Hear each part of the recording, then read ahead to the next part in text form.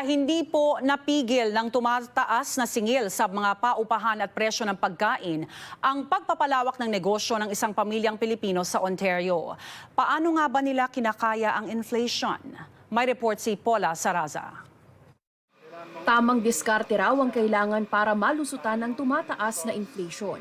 Dating may-ari ng Pinoy restaurant sa Ajax ang mag-asawang sina Frederick at Ruby Lazaro, pero nag-rebrand sa Korean fried chicken business noong 2021 at ito na ang naging tagumpay ng pamilya nila. Ang malaking demand mula sa mga customer at mas abot kayang singil sa uupahang espasyo ang siya raw nagtulak para magbukas pa sila ng pangalawang lokasyon sa Durham Region. Marami kami mga customers from Whitby and Oshawa region, Oshawa area up to the Port Hope. So pumupunta pa kasi sila sa Ajax to buy this Korean fried chicken.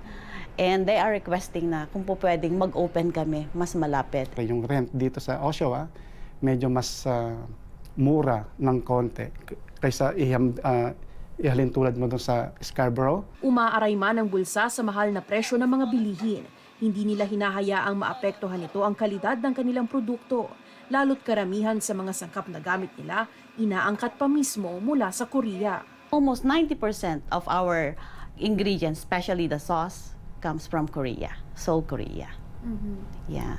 Actually, meron naman ibang brand na pwedeng gamitin dito sa Canada, dito Locally sa Toronto. available. Oo.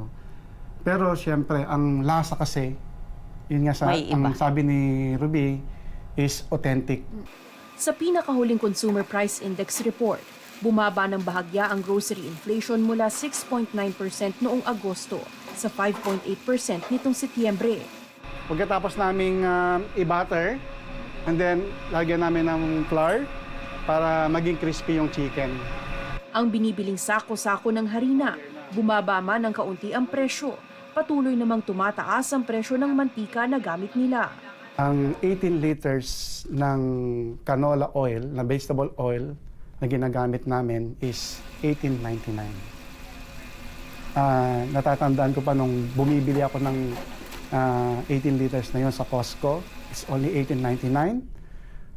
Tumaas po siya ng during 2020, 2021 pandemic, tumaas siya ng naging 22, tapos naging 25, naging 30, naging 40. Ngayon po umabot po siya ng $41.99. Kabibili ko lang kahapon, naging $42.99 na. Pahirap man ang inflation para sa mga negosyo, pilit pa rin nilang iniiwasan ang pagtaas ng presyo ng kanilang mga produkto. Di rin daw sila magtitipid sa mga sangkap at serving. Payo nila sa mga kapwa business owners, huwag na huwag mong titipirin ang quality ng pagkain kung restaurant ka. At quantity. Kasi yan ang reason kung bakit babalikan ka ng customers.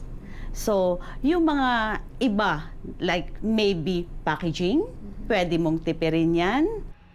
sa kabila ng mga pagsubok sa inflation, positibo ang mag-asawa na mapapalawak pa ang negosyo at makakapagbukas ng panibagong tindahan sa target na lokasyon sa Scarborough. Paula Saraza, Omni News, Oshawa.